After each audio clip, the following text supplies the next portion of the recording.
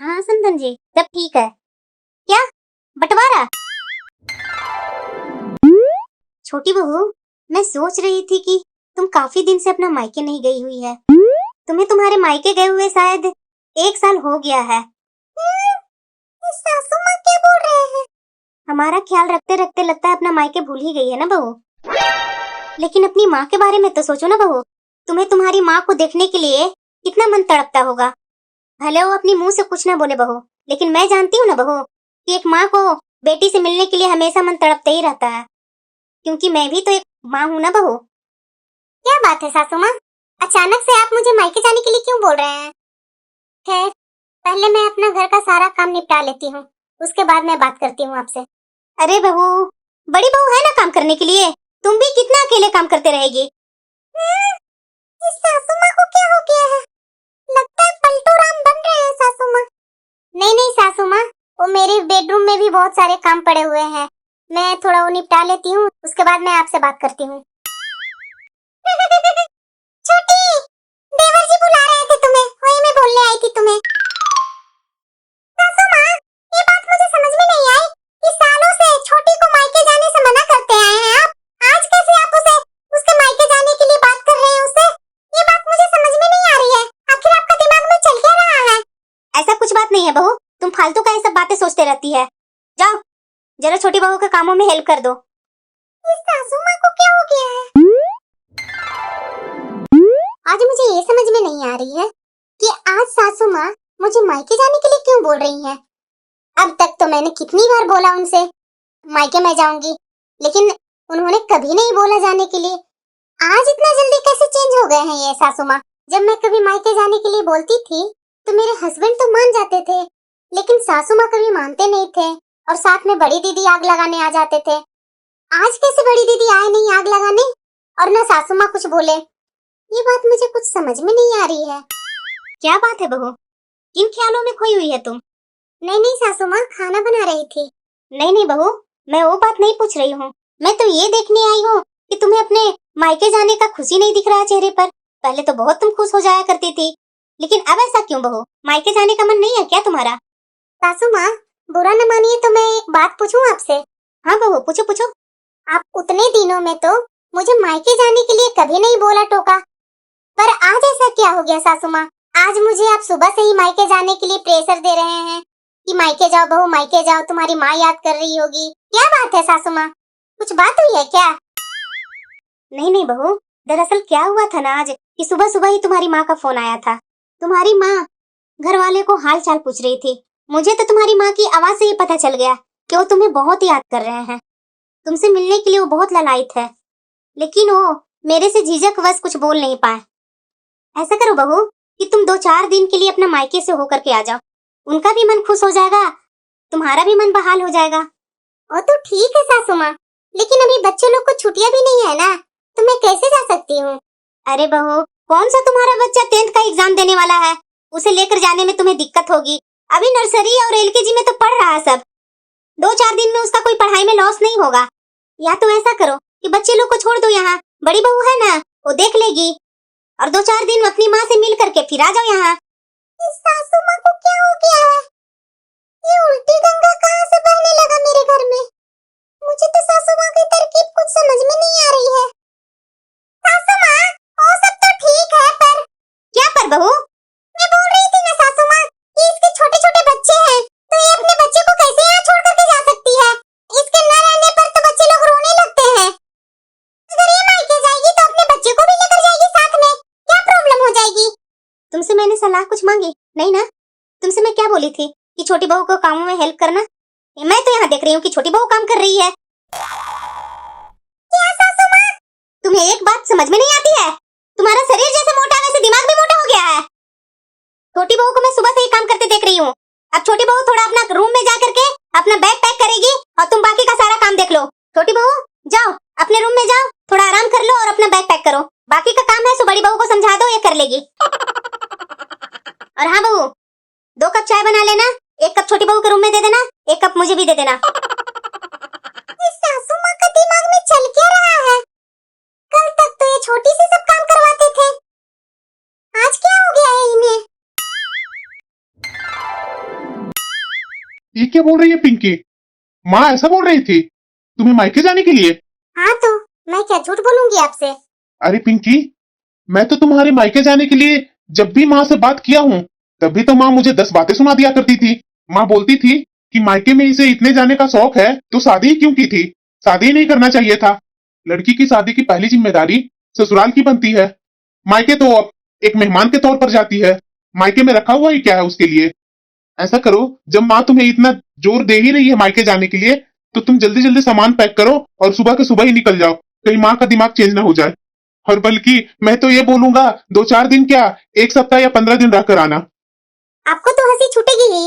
मुझे तो सुबह से गले से खाना नहीं उतर रहा है सासू माँ की बातें सुनकर कि आपकी माँ ने ऐसा बोला क्यों, वो भी इतने दिन बाद।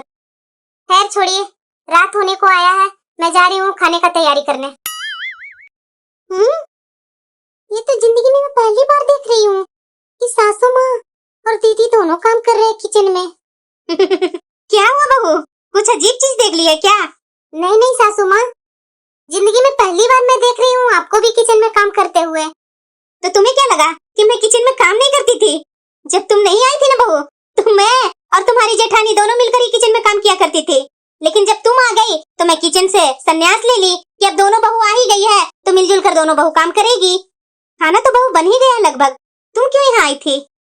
वही सासू माँ, मैं खाना ही बनाने आई थी तो मुझे देख करके ही शौक लगा। आप लोग दोनों को मैं किचन में कभी काम करते हुए नहीं ना देखी थी। अच्छा अच्छा अच्छा, खैर वो सब बात छोड़ो बहू। तो बहू, क्या तुमने सोचा और कब जा रही है मायके? अरे सोचना क्या है माँ, जब आप बोल रही हो तो ये चली जाएगी कल मायके। ये तेवर जी क्या बोल रहे हैं? अब तो सासू माँ मुझे ही नौकर बना के रखे हुए हैं। कितने दिनों तक इनका नौटंकी चलेगा मुझे नौकर बनाने के लिए? ये आपका कहना कैसे टाल सकती है माँ, मैं इसका कल ही टिकट जाने के लिए बना देता हूँ। हाँ हाँ बहू, जरूर जाओ। तुम्हारी माँ के बारे में जब भी मैं सोचती हूँ ना तो मुझे बहुत बुरा लगता है। जब से बहू तुम्हारे पापा इस दुनिया में नहीं रहे ना, तब से तुम्हारी माँ बहुत अकेले पड़ गई है। अकेले क्यों सासू माँ, भैया भाभी है ना, वो दोनों अच्छा ख्याल रखते हैं मेरी माँ को। लेकिन माँ का दिल तो धड़कता है ना बहू। मैंने तो उन्हें कितनी बार बोला कि 2-4 दिन के लिए मेरे यहाँ आप आ जाइए, बेटी के पास मिल भी लीजिएगा और बेटी से सेवा सत्कार भी हो जाएगा। लेकिन कहाँ सुनती है तुम्हारी माँ, पर वो है कि मानते ही नहीं है। ये क्या हो गया? जब मेरे पापा जिंदा थे, यहाँ आते थे तो नाश्ता चाय कर लेते थे तो आपकी माँ 2-4 दिन के लिए रटते रहती थी कि इसके पापा को यहाँ खाना नहीं था, पीना नहीं था। आज इतना जल्दी कैसे सासू माँ चेंज हो गए, ये बात मुझे समझ में नहीं आ रही है। याद है ना आपको, क्या बोलते थे, कन्यादान के बाद कन्या पराई हो जाती है, 2-4 दिन के लिए मायके जाती है और मेहमान की तरह लौट कर आ जाती है, उसे अपने मायके पर कोई हक नहीं होता है। पर अब सासू माँ को हुआ क्या है जो आज महानता का मूर्ति बनते जा रहे हैं? मैं बोल रही हूँ, जरूर कुछ बात है। अरे बहू, क्या सोची जा रही है इतना? आजकल बेटे और बेटी में कोई फर्क नहीं होता है, माता पिता पर बराबर का हक होता है। आजकल तो सरकार ने कानून भी बना दिया है कि माँ और पिता के संपत्ति पर बेटा और बेटी का बराबर का हक होता है। मेरी तो कोई बेटी नहीं है बहू, अगर मेरी बेटी होती ना तो जैसे मेरा बेटा को मेरे संपत्ति पर हक है ना, ऐसी बहू मैं अपनी बेटी को भी अपने बेटे के जैसा ही संपत्ति में हक देती। हाँ माँ, मैं आपके बातों से मैं सहमत हूँ। मायके सिर्फ मांगने के लिए नहीं बल्कि बराबर का हक निभाने का भी होता है। ऐसा नहीं माँ कि जब जरूरत हो तो मायके का याद करो, और जब मायके का जरूरत हो तो शास्त्रों का ज्ञान दे करके साइड कर दो। तुम चुप करो, बहू मायके जाएगी। ये कौन सा राग अलाप रहे हैं सासू माँ? आखिरकार मेरे भावनाओं को कदर कैसी हो गई सासू माँ को? बहू अब तुम्हें क्या हो गया है? खाना बना। हाँ सासू माँ, बन गया। तो खाना बन गया है तो निकालो ना। अच्छा जो भी हो, लेकिन सासू माँ मुझे मायके जाने से तो खुश है ना? जल्दी जल्दी बैग पैक कर लेती हूँ, नहीं तो ये सही ही बोल रहे हैं, माँ का मन बदल न जाए। कौन कहाँ से आ रहा है? हेलो, अच्छा माँ, नमस्ते माँ। खुश रहो बेटा, कैसी हो तुम? मैं तो ठीक हूँ माँ, और तुम कैसी है? मैं भी ठीक हूँ बेटा। माँ, एक गुड न्यूज है। क्या है बेटा, बोलो ना। माँ, इतने दिनों बाद सासू माँ आज मुझे बोल रहे हैं मायके जाने के लिए। बताओ जरा, साल से ज्यादा हो गया माँ, मैं उनको बोल बोल कर थक गई कि सासू माँ मुझे जाने दीजिए, लेकिन नहीं माने। ये तो बहुत अच्छी बात है बेटा। कुछ दिन पहले ही तुम्हारी सास से मैं बात की थी, लेकिन मैं सोची नहीं थी कि तुम्हारी सास इतना जल्दी मान जाएगी तुम्हें यहाँ भेजने के लिए। वो सब तो ठीक है माँ, लेकिन मुझे एक बात पूछनी थी कि वो सब के अलावा कुछ और बात किए थे क्या सासू माँ तुमसे? हाँ बेटा, मैं ही बताई थी तुम्हारी सास से कि अब मैं कितने दिन तक जिंदा रहूंगी। जब तक जिंदा हूँ जो भी घर का बंटवारा वटवारा है वो मैं कर देती बच्चों में। ये तो मैं बात की थी और ऐसा कुछ बात नहीं की हूँ बेटा। अरे पिंकी, अच्छा बात कर रही है। ठीक है, मैं बाद में बात करता हूँ तुमसे। ठीक है माँ, अब मैं फोन रखती हूँ, अब आती हूँ जल्दी ही। ठीक है बेटा, लेकिन जल्दी ही आना। सुनिए ना, आपसे कुछ बात करनी है मुझे। क्या बात है पिंकी? इधर आइए पहले। अब मैं समझी क्यों आपकी माँ मुझे मायके भेजने के लिए इतना परेशान हो गए हैं। क्यों? सासू माँ चाहते थे कि मैं मायके जाऊं और मेरे सामने ही वसीयत बने, ताकि मुझे मायके में मेरा हिस्सा मिले। मैं तो कभी सोची नहीं थी कि सासू माँ इतने हद तक गिर जाएंगे। वही मुझे समझ में नहीं आ रही थी कि इतने दिनों क्रूरता के बाद आज सासू माँ मेरे ऊपर इतना लाड़ और प्यार कैसे दिखा रहे हैं। जो बड़ी दीदी को इतना लाड़ प्यार दिखाते थे, वो आज मेरे ऊपर कैसे उल्टी गंगा बहने लगी। अब मुझे समझ में आ रही है कि सासू माँ की मनसा क्या है। माँ की मनसा छोड़ो, तुम्हें जो अच्छा लगता है वो करो। मैं हमेशा तुम्हारे साथ हूँ। आप ही सोचिए, माँ के पास है ही क्या है? जो भी माँ के पास जमा पूंजी थी, जो हम लोग को पढ़ाई लिखाई में लगा दी, और जो बचा खुचा जो मेरी और मेरे भाई के शादी में लगा दी, उसके पास घर के सिवाय है ही क्या है? और मेरे भाई को माँ और पापा की तरफ से तो कुछ नहीं मिला। मेरा भाई का तो प्रॉपर्टी के नाम पर एक घर ही है, और उसमें से भी सासू माँ बोल रहे हैं हिस्सा लेने के लिए।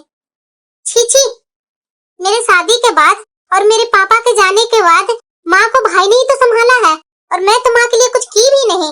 और सासू माँ सोचते हैं कि भाई का हिस्सा में से आधा हिस्सा ये ले ले। आप ही बताइए, सासू माँ की किस चीज की दिक्कत है? उनके दो दो बेटे हैं कमाने वाले, उनके इनके एक फ्लैट में किराया लगा हुआ है, एक फ्लैट में हम लोग रह रहे हैं, गांव पर जगह जमीन है। इनको कितना चाहिए? मुझे तो ये समझ में नहीं आ रही है। कुछ लोगों का सोच कभी नहीं बदल सकती है पिंकी, लेकिन मेरा मानना यह है पिंकी कि मायके सिर्फ मांगने का नहीं होता है, वहाँ फर्ज निभाने का भी होता है। तुम्हें जब कभी मौका मिले मायके में कुछ करने के लिए, तो तुम पीछे हटना नहीं। सासू माँ, आज भी मैं ही खाना बनाऊं क्या?